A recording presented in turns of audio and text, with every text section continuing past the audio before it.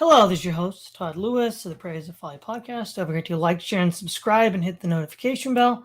Don't forget to follow me on Twitter, Facebook, Telegram, and Locals. And don't remember you can support me on Buy Me a Coffee, Subscribe Star, and Locals. And don't forget to check out my Substack. So today is episode 11 of Sutton and the Wall Street Trilogy, episode 3 of Wall Street and FDR. Chancellor Wilhelm Kuno and Hapag. The disastrous depreciation of the German mark, that was the raison d'etre of United European investors, was concentrated in the period mid-1922 to November 1923. The table indicates how inflation got completely out of hand after mid-1922. The German chancellor between mid-1922 and August 1923 was Wilhelm Kuno, 1876-1933.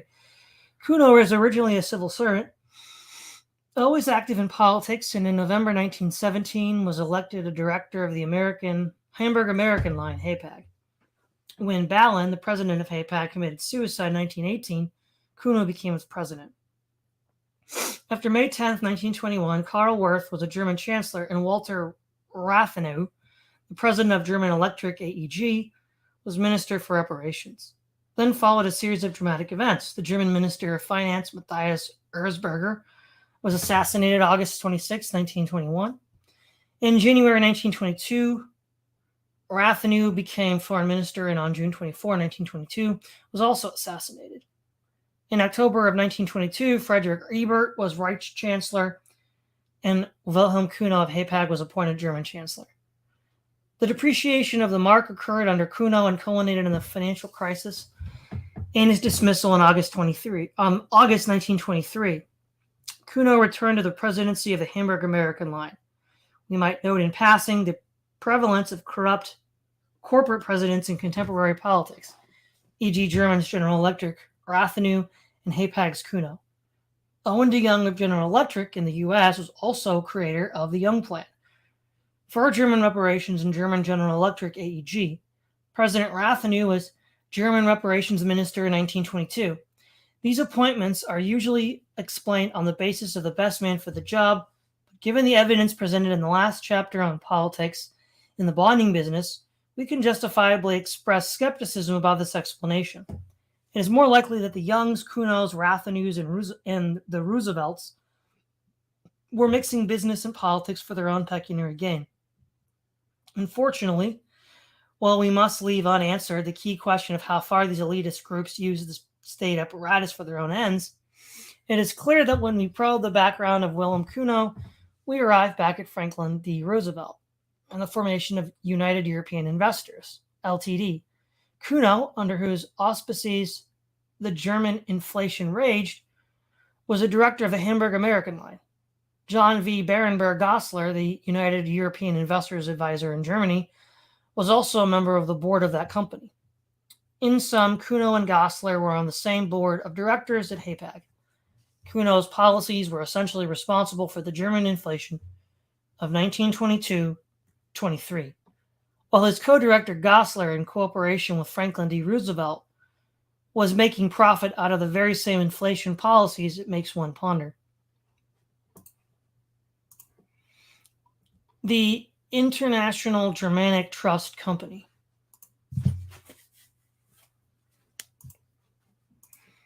The International Germanic Trust Company, founded in 1927, was prompted, according to its promoters, by demand for American banking institutions in Central Europe.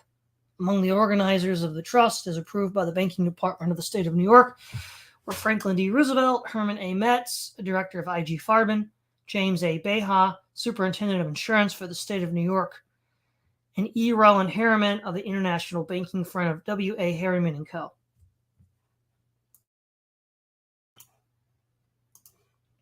The president of the Associated International Germanic Company and chairman of the executive committee of the trust company was Harold G. Aron, who had more than his share of lawsuits involving stock promotion.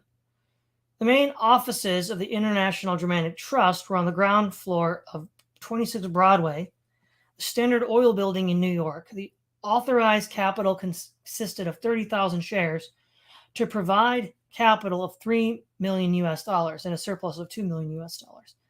In its application to the banking department, the company was represented by Senator Robert F. Wagner. Although not listed among the organizers, FDR's old friend, James A. Beha, superintendent of insurance for the state of New York, became a member of the board of directors. The objectives of the company, as stated by its president, Harold G. Aaron, were: there appears to be a real need for an institution of sufficient size and backing to take the place of these institutions which existed before the war and were primarily concerned in financing commercial intercourse between America and the Central European business world. Through its incorporators, the trust company will have and develop relations with Americans of German descent through this country and with business and banking institutions in Germany. It is the intention of the company to stress particularly the development of its foreign trust departments and to provide an effective fiscal agency in the expected liquidation of German properties and trusts still in government custody. The company will, from the outset, be assured the support of important organizations and societies in this country, and the small depositor, both in and outside of New York City, will be welcome. It will aim to contribute its shares widely and in comparably small amounts. There will be no voting trust nor individual or group control. Roosevelt was involved in the flotation of the proposed company. A telegram dated April 7, 1927, from Julian Gerard, president of the trust company, to FDR, requested him to telegraph Frank Warder, superintendent of banks in the state of New York, to the effect that he, Roosevelt, was interested in the trust company.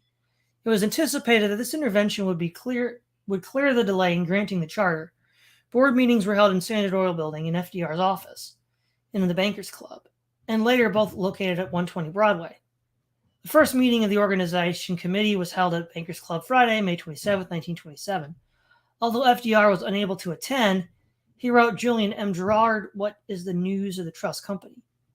Again, on August 15, 1927, FDR asked Gerard how is the organization work proceeding and what is being done in regard to the stock subscriptions. A considerable part of the FDR letter files of this promotion consists of requests for employment, stock in the proposed company, or relevant favors. For example, the National Park Bank of New York wrote FDR, July 26, 1927, that it was interested in the creation of the International Germanic Trust Company and would be pleased to have one of our officers address that body, going into detail regarding our facilities.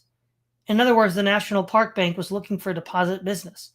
FDR promised to take up the matter with the organization committee of the new trust company. Then on August 12, Roosevelt's partner Basil O'Connor dropped him a note. "Dear Franklin, on the Germanic Bank, see if you can get me 100 shares. The stock issue itself was heavily oversubscribed. It was planned to issue 30,000 shares, but total requests by September the 12th were in excess of 109,000 shares, and by September the 20th, applications exceeded 200,000 shares from approximately 1,900 individuals. The trust notified FDR on October the 3rd, 1927, that this allotment was 120 shares at 170 per share and must be taken up by October the 5th. The telegram added that this issue was heavily oversubscribed and quoted at 187 bid. 192 asked, which would give FDR a profit of an immediate resale. This telegram from Howe added, would like 10 of your shares for grace if you're willing. FDR was duly elected a member of the board of directors and notified on November the 4th, 1927, that the first meeting of the board would be held Friday, November the 11th, at the Bankers Club at 120 Broadway. However, Basil O'Connor, Roosevelt's law partner, apparently had cold feet or received adverse information on the promotion because he wrote FDR on November the 14th. O'Connor, I don't know what your position now is in this matter, but if it is as when I parted, I feel very badly about it. The proposition has not helped us any with our banking connections, on which I have been working on a year, and frankly, it has all the earmarks that Gerard thinks he can kid you. O'Connor suggested that FDR should resign from the board because heretofore I have been able to say we have no banking affiliations. That was wrong. I can't say that now. Apparently, FDR did not immediately take this advice because on January the 19th, 1928, he was notified of re-election as a director of the coming year. But in a letter dated January the 27th, 1928, FDR wrote Gerard as follows. Dear Julian, the more I consider my directorship in the Trust Company and the International Germanic Company, the more I am inclined to feel that it is somewhat futile. I have already told you of my partners and my feelings in regard to extraneous connections on the part of either of us, which involve merely attending occasional meetings and nothing more. It is somewhat difficult, of course, for me to go into the meetings at 26 Broadway in view of the steps, but frankly, I feel that in retaining my directorship, I am accomplishing little either for myself, for the Trust Company, or the International Germanic Company. Whereupon FDR offered his resignation. It is notable that for reasons for resigning were, I have accomplished little either for myself or for the Trust Company. In view of the rather unsavory reputation of the promoters, this explanation is a little weak.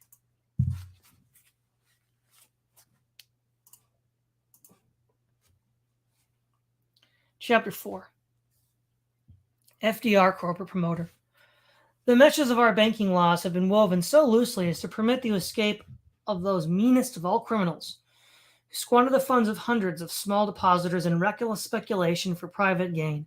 The entire banking law is in need of revision, and the banking department needs immediately far more adequate inspection facilities. Franklin Delano Roosevelt, Annual Message to New York State Legislature, January the 1st, 1930. Quite apart from floating speculative enterprises in the field of international finance, FDR was immediately involved in domestic flotations, at least one of which was of some substance. The most important of these ventures was organized by a prominent group, including Owen de Young of General Electric, the ever-present Young of the Young Plan for German reparations described in that last chapter, and S. Bertrand of Bertrand Griscom, investment bankers in New York. This syndicate created the American Investigation Corporation in 1921. In 1927 followed Photomaton, Inc., and in 1928 the Sanitary Postage Service Corporation. Then Roosevelt became a director of Camco, Consolidated Automatic Merchandising Corporation, but only briefly, resigning upon his election as a governor of the state of New York. As we read in the above epigraph, by 1930 FDR had second thoughts about playing with other people's money. American Investigation Corporation. German scientists and engineers made an early and successful start in the use of lighter-than-air vehicles, or airships, for passengers and freight transportation. As early as 1910, Germany operated scheduled airship passenger services. Patents for airships were seized in World War I by the U.S. government under the 1917 Trading with the Enemy Act, and after the war, Germany was forbidden by the reparations commissions to construct airships. This left the field open to American enterprise. The opportunities presented by German work and development restrictions in Germany were observed by a group of Wall Street financiers, S.R. Bertrand of Bertrand, Grimsken & Co., 40 Wall Street, and not surprisingly, since he was intimately involved in German reparations, by Owen de Young of General Electric, 120 Broadway. This group was particularly interested in the profitable opportunities for investment of airship transportation in the United States. On January the 10th, 1921, as FDR was unpacking his bags in the offices of Fidelity and Deposit Company at 120 Broadway, he received a letter from Bertrand, which read in part, "My dear Mr. Roosevelt, representing the small group of prominent men here who are becoming greatly interested in the question of air transportation, I had a long conference with my Army officials in Washington last week in regard to it.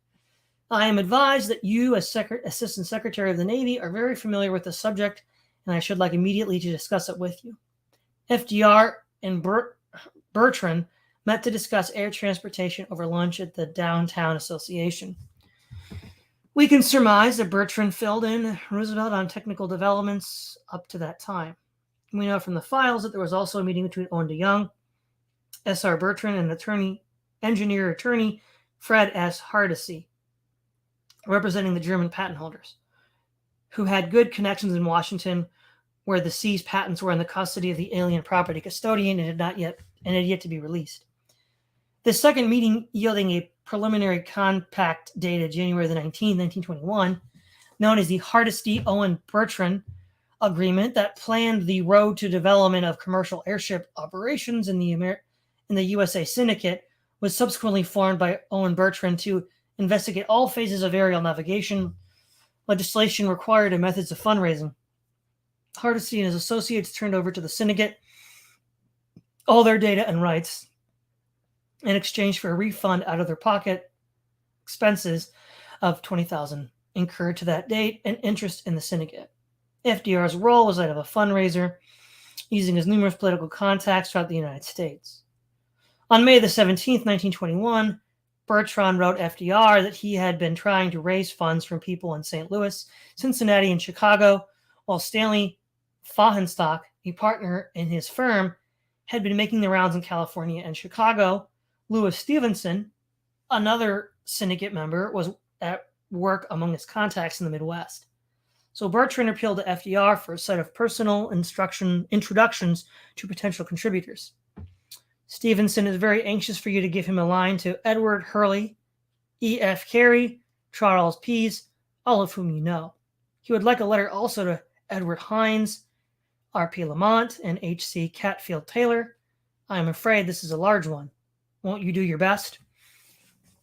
FDR acknowledged Bertrand's request to the effect that he was sending letters to Stevenson, introducing him to Edward Hurley and to Charles Pease and E.F. Carey. I'm afraid I don't know the others. Charles Pease, president of the Link Belt Company in Chicago, excused himself from participation on the ground that I am practicing the most rigid economy, bending a deaf ear to the most inviting and alluring prospects, and citing the deplorable shape of the industry.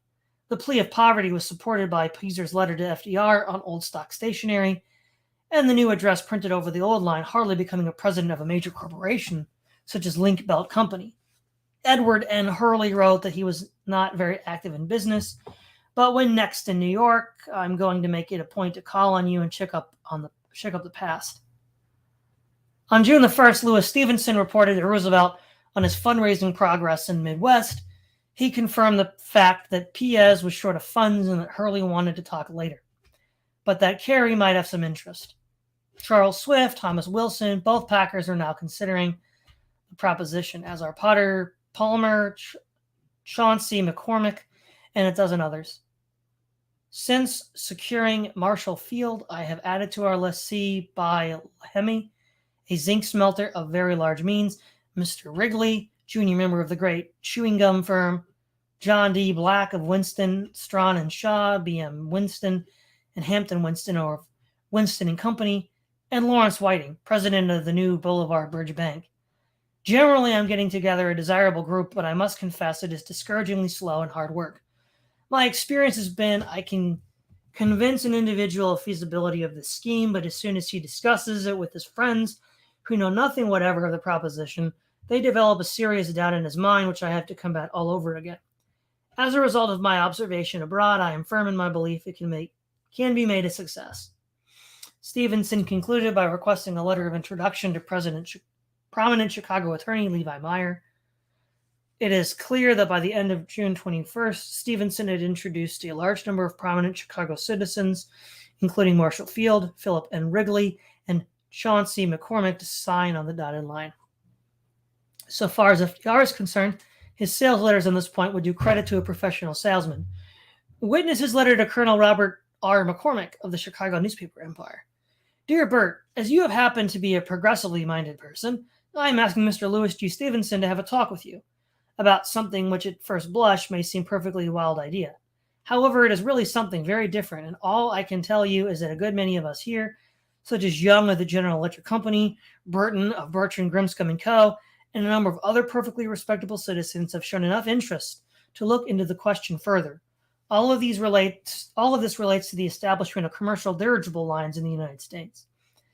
Similar letters went to Chauncey McCormick, Frank S. Peabody of Peabody Coal, and Julius Rosenwald of Sears Roebuck.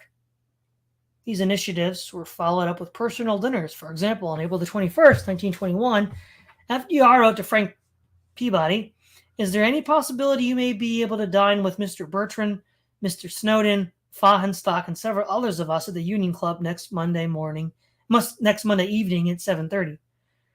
Bertrand is just back from the other side and has some very interesting data in regard to these commercial dirigibles, which have proved successful in Germany." FDR added that a group will promise not to hold you up against your will, to which a reluctant Peabody telegraphed impossible to be there, would not be at all afraid of being held up, would have enjoyed a visit with you immensely. To Edsel B. Ford, FDR wrote, "I'm sending this note by Mr. G. H.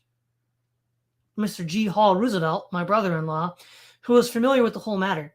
G. Hall Roosevelt, who happened to work for General Electric as division manager, proved to be an alert negotiator, but not sufficiently to so win Ford during the early stages. However, by February 18, 1922, the American Investigation Corporation had compiled a very healthy list of subscribers, as the following partial list confirms.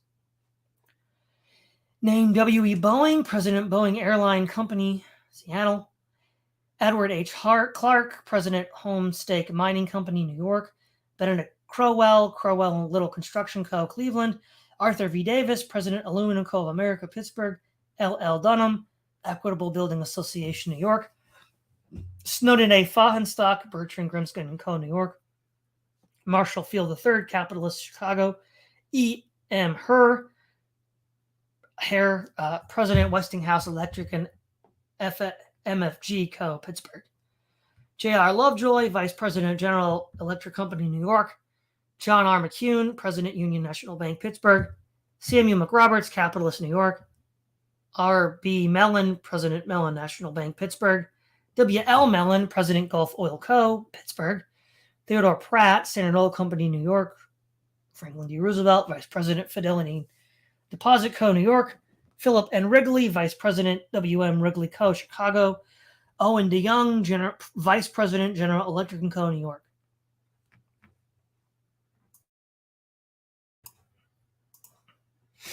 The initial board of directors included National City Bank Vice President Samuel McRoberts, William B. Joyce, President of National Surety Company, one of FDR's competitors in the bonding and surety business, and Benedict Crowell, former Assistant Secretary of War and Chairman of the Board of Cleveland Construction Company, Crowell and Little Construction. Snowden A. Fahrenstock, Bertrand Griscom, this was the son of New York financier Gisborne Fahrenstock, and a partner in the Stockbridge brokerage firm Fahrenstock and Company. Gibson's brother, William Fahrenstock, a partner in the same firm, was director of several major corporations, including Western Union, and with Allen Dulles of Gold Dust Corporation. David Goodrich, an other subscriber, was chairman of the board of B.F. Goodrich Company and a director of American Metals Company of New Mexico. It should be noted with care that this enterprise was a private venture where the risk and the rewards were taken by experienced and clear-sighted capitalists. No criticizing can be made of the financing of this venture. The criticism lies in the manner in which it acquired its main asset, the German patents. The President's report for the year 1922, issued on January the 8th, 1923, summarizes the AIC achievement to this date. The German Reparations Commission refused to allow construction of large airships in Germany, and there was a delay in the completion and test of the new apparatus designed by the U.S. Bureau of Mines for the economical manufacture of helium gas, but it was considered that AIC was within a few months of the time to appeal to the public for financial support. According to this report, the first stage of the work had been brought to a close by signing a contract on March the 11th, 1922, between the American Investigation Corporation and Schutzet-Lanz Company, whereby the American Investigation Corporation secured the world patent rights on the chute designs and methods of construction for rigid airships. The contract provided for installment payments and included an agreement with Schutzet-Lanz either to construct an airship or to provide the services of the experts to undertake constructions in the U.S. The company had definitely determined through the Department of State that the Reparations Commission and Council of Ambassadors would not consent to construction in Germany of the full-sized ship considered by the American Investigation Corporation, and so Dr. Schutt was requested to visit the U.S. to reach a final agreement. The ultimate object, continues the report, is the establishment of the airship industry in the U.S., and is never lost sight of. Nevertheless, obtaining the first airship from Germany at less cost and built by the best experts is highly desirable. The importance of ensuring a supply of helium gas for airships was highlighted by the destruction of the British R-3 and the Italian Roma airships. After consultation with the Helium Board and the chief chemist of the Bureau of Mines, a decision on the helium question was deferred until completion of the improved apparatus the Bureau was designing for the production of commercial helium. Under the terms of the agreement between the American Investigation Corporation and Washington engineer Hardesty and his associates, in addition to the $20,000 provided to cover their work before the formation of the American Investigation Corporation, certain actual out-of-pocket expenses were to be repaid for assistance in organizing the corporation. The final agreement was, however, conditional upon the signing of a contract regarding the share which Mr. Hardesty and his associates were to receive in the American Investigation Corporation and of any of its subsidiary companies in return for their promotion work. Above all, it required that the German patents held on behalf of the American public by the alien property custodian be released to the AIC. Politics, patents, and landing rights. Consequently, the AIC syndicate had a major hurdle to overcome before work could begin on commercial development of airships in the U.S. The political hurdle to acquire the rights to the Schutzlands airship construction patents required the astute political assistance of FDR. These rights were German, but under the control of the U.S. government. By U.S. law, seized alien property could be disposed of only by auction sale and competitive bidding. However, we find in the report of the president of AIC, dated May 26, 1922, that AIC was then the owner of the present Schutzlands patents and listed 24 patents and 6 patent applications originating in Germany, 6 applications originating in England, 13 patents and 6 applications originating in the United States. The report continued, in the U.S., 7 patents are subject to return by the alien property custodian. Through filing assignments, all new U.S. patents are being issued directly in care of AIC. How then did the AIC syndicate obtain the German patents held in trust by the U.S.? This is particularly important because no record exists of auctions or competitive bidding. The AIC report notes only the interests of AIC were protected by the collaboration in drawing the contracts and assignments of Mr. J. Pickens Nagel, Solicitor of the Navy Department, Franklin Roosevelt, Mr. Howe, and Blackwood Brothers. This certainly raises the question of the propriety of a U.S. Naval Department solicitor acting on behalf of a private syndicate. The German patents were sprung loose from the U.S. government for AIC by the personal intervention of Franklin D. Roosevelt. Let's see how he went about the job. Franklin D. Roosevelt was former Assistant Secretary of the Navy, one of a series of Roosevelts to hold the job, and consequently had good contacts in the Navy Department. In mid-1921, FDR began to probe among his old Navy friends on 2 questions. 1, the position of the shoot plans, and 2, the possibility of acquiring private use for the AIC syndicate of the Lakehurst Naval Base for AIC ships. On May 4th, 1924, Admiral R.R. Byrd, in Office of the Naval Operations, acknowledged an invitation to visit FDR's estate at Campobello. 9 months later, on May 23rd, 1922, Commander E.S. Land of the Navy Bureau of Aeronautics also acknowledged an invitation to visit FDR when next in New York. Land added that there appears to be little likelihood of my going to New York during the next 3 or 4 weeks. If you could advise me relative to the nature of your inquiries, I might be able to give you some information along the lines desired. FDR replied to Commander Lane in a letter marked personal, but sent to the Navy Department in the effect that his inquiry could not be made by telephone or letter. FDR then briefly reviewed the position of AIC and stated that the company is about to go ahead with the actual construction and operation of dirigibles, but needed to know more about the U.S. government's program for such craft. I'm not looking for any confidential information, but merely such facts as I feel I'm sure I could obtain without much difficulty were I able to go to Washington myself. This information is, wrote FDR to Land, for the good of the cause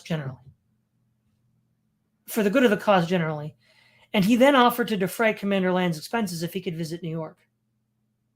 This apparently had little success because on June 1st, FDR again requested the information and pushed even further. Incidentally, would there be any objection to our getting a copy of the Zeppelin contract? Theoretically, they are all public documents. In a final analysis, it was Pickens Nagel of the Judge Advocate General's office in the Navy who was the prime mover in obtaining the required German patents for AIC. Nagel was obviously making himself useful to FDR in other areas as well. On May the 15th, 1922, FDR wrote Nagel about Hardesty, the engineer attorney handling the patent negotiations in Washington. Both Mr. Fahnestock and I passed with question the very modest sum that Hardesty put in for you, Nagel, and I feel sure that the directors will approve of this when they meet, which will not be long now. Navy Solicitor Nagel replied to this on June the 16th to give FDR information about possible bonding businesses. I am ashamed to mention so small a thing as the bond that would accompany a contract for $29,000, but things are very dull on the government contracting line just now. The Midvale Steel and Ordnance Company just received an award of a contract for 8-inch gun forgings totaling a trifle under $29,000. The bond will be for an amount equal to something like 15 to 20% of the amount of the contract. Again, on August the 9th, 1922, Nagel wrote to Lewis Howe and referred to FDR's Navy papers, which were apparently undergoing the customary examination within the departments before release to FDR. FDR's problem was to stop the papers going through the hands of file clerks or inquisitive people with little sense of propriety or meddlesome novices. The Navy Department would not release the papers without proper examination, even after Nagel's personal intervention. Writes Nagel to FDR, I didn't see any way in which I could induce Mr. Curtis to change his view on the subject, so I left it in that condition with the mental reservation, however, that you will be down here soon yourself and perhaps shake him loose. The file to this point suggests that Pickens Nagel, solicitor in the office of the Judge Advocate General of the Navy, was working more on behalf of FDR than the taxpayer in the Navy Department. Contents of this file then shift to the attempt to acquire use of the German patents for AIC. These letters are no longer on Navy stationery, but on plain paper, without a printed address, but signed by Nagel. On February the 16th, 1922, a letter to Howe from Nagel relates that our office, this aft sick, returned to Aeronautics Bureau that suggested form of contract with endorsement saying the station might be leased to the AIC and Navy employees furloughed for the corporation to employ.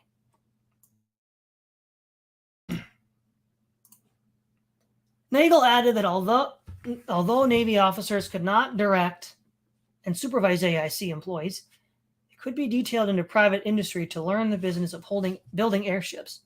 This private information is followed by a formal letter to Fahnestock of AIC from Nagel, now wearing his official hat as solicitor in the U.S. Navy, to confirm the fact that the Navy was willing to lease the station and planned at Cape May a permission revocable without notice. Another dated January the 6th, 1923, reports that Hardesty has signed a contract that ought to be acceptable to the corporation. It is clear that the chute patents were transferred without government auction and competitive bidding, but by private agreement between the U.S. government and attorneys acting on behalf of a private company. This was a violation of the Trading with the Enemy Act. The files also record another Navy Department employee rushing to the aid of FDR. A letter dated March the 31st, 1923, from M.N. McIntyre, head of the Navy News Bureau, to Lewis Howe, suggested that AIC got hold of the German airship being built for the Navy, as well as access to the naval base at Lakehurst. McIntyre is refreshingly open about his proposed political assistance. If you will let me know where you stand on the Lakehurst proposition, there may be something I can do to help grease the ways. The same applies to the other suggestion. We can establish from the files that FDR and his syndicate were able to call on sources of information and assistance within the Navy Department. Precisely how, then, did AIC get control of the Schutzlands plants? These are supposedly public property to be disposed of by competitive bidding. The Hardesty report of February 1921 explains the legal status of the patents and throws more light on the transfer. The patents had been seized by the alien property custodian and up to that time licensed only to the War and Navy Department. An application was submitted January the 10th, 1921 by Fred Hardesty, submitting the information that a corporation, presumably AIC, was to be formed that needed the patents, but Hardesty denied that the patents themselves are of great intrinsic value. In other words, Hardesty walked a tightrope. The AIC had absolute need of the patents to protect themselves from outsiders. At the same time, argues Hardesty, the patents really had no great value. They are required, he wrote to the alien property custodian, to form a moral bulwark for us against aggression of outside parties. Hardesty argued that the public interest was vitally involved and that he would be pleased to receive information as to the value that has been set on the patents, if their value has been appraised, and as to the terms of and conditions on which they might be sold to us.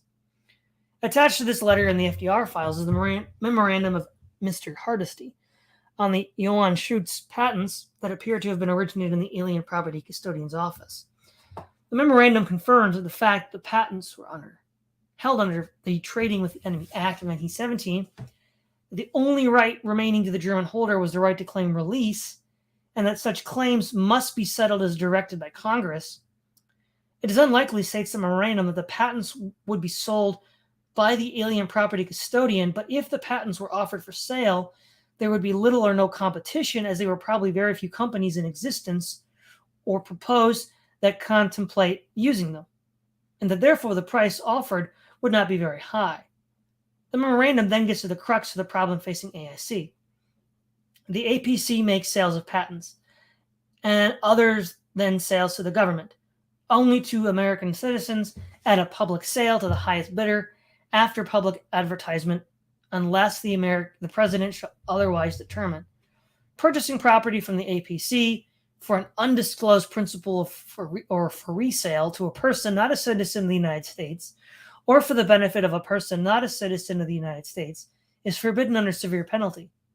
This leaves open the possibility that the Secretary of War or the Secretary of the Navy might recommend immediate sale to the president as a matter of sound business policy in the public interest.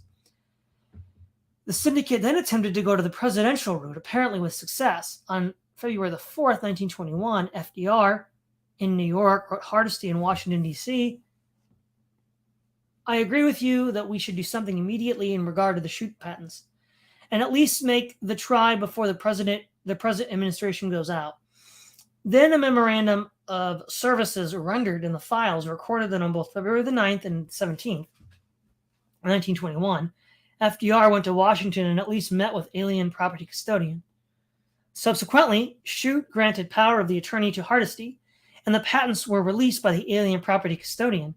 Although not immediately, the FDR files did not contain original signed documents on the release, only drafts of documents. But as the patents were ultimately released to the AIC, it can be assumed that these working drafts are reasonably close to the final signed document.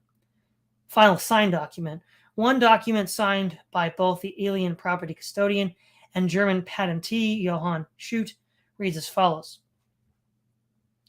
It is hereby further understood and agreed by and between the parties hereto the price or prices at which the above enumerated patents of Johann Schutt may be sold to the American Investigation Corporation by the alien property custodian are and shall be considered only a nominal value of said patents fixed and agreed on by and between the parties hereto and the actual value thereof, and that the said agent shall give, execute, and deliver to the alien property custodian any unqualified release by and on the patent of the said Johann Schutt and his said agent and each of their heirs and assigners, assigns, and legal representatives of all claims, demands, etc. It is clear from this document, 1, that the alien property custodian sold the patents to AIC, 2, that it charged AIC only nominal price, 3, that there was no competitive bidding for the patents, and 4, the former German holder Schutt was granted an interest either directly or indirectly. All 4 actions appear to be contrary to the requirements of the Trading with the Enemy Act of 1917, even if there was presidential authority for the procedures 1 and 2.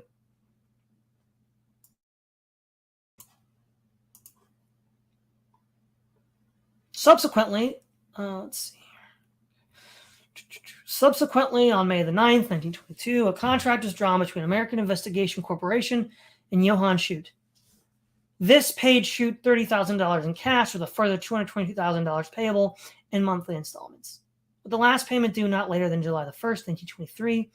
In the event of failure to pay by AIC, all rights in the patents would be turned over to Schutt. A stock allowance was granted Schutt, who in turn was to provide cooperation and technical assistance to AIC. This is also in the FDR files an internal memorandum that appears to be written on the typewriter normally used for FDR's letters. Therefore, it is possibly a memo drawn up either by FDR or more probably by Lewis Howe. This memorandum summarized the AIC strategy. It lists what we have to sell and answers the question as follows. The chute lawns patents described as fundamental and needed by Ford engineers also working on airship construction. A tentative contract to the Navy whereby over $1 million in construction of a plant and building hangar are saved. This is our property as contract proposed is in exchange for a license to use the chute patents by the Navy. In other words, AIC not only was able to acquire the patents without public bidding and behind-the-scenes political maneuvers, but also acquire the right to sell them back to the Navy. This is the kind of deal most poor taxpayers don't even dream about, although they foot the bills in the end. All the data, designs, and tests for the chute lawns plans, an arrangement for production of helium, a list of stockholders comprised of men of public spirit and considerable means. This wasn't enough because the next section is heated. What we need and lists one funds and two work. The memo then proposes an amalgamation for AIC work with that of Ford engineers. We can summarize the FDR's American Investigation Corporation deals as follows. First, the AIC was able, through the personal intervention of Franklin D. Roosevelt, to obtain sizable patents as a gift or at a nominal price. The law required that such seized patents be offered for public bidding and not for the advantage of the former German owner. In practice, they were released behind closed doors as a result of private understanding between FDR and the alien property custodian, possibly with presidential intervention. Although no trace of such assistance can be found, the patents previously described as of no value then became the subject of a contract involving a payment of $250,000 to German citizen Chute and the main asset of a company to promote airship construction in the U.S. On the face of the documents in the files, there is a prima facie violation of the law, both by FDR and the alien property custodian. Second, these patents appear to have been released for the indirect benefit of a foreign party, a procedure subject to severe penalties under the law. Third, the AIC was able to obtain use of Navy facilities valued at $1 million and official information from within the Navy Department. Fourth, the only risk taken by the Wall Street operators was to put the enterprise together. The patents were obtained nominally, the funds came from outside New York City, and the expense was German, or that of the Ford Motor Company. The Franklin Delano Roosevelt provided the political leverage to put together a deal that was on the face of it illegal and certainly a long way from the public trust FDR and his associates were fondly promoting in their writings and speeches. All right, everyone, that's all I have for tonight. Thanks for tuning in. It's Todd Lewis, the Praise of Folly podcast, signing off.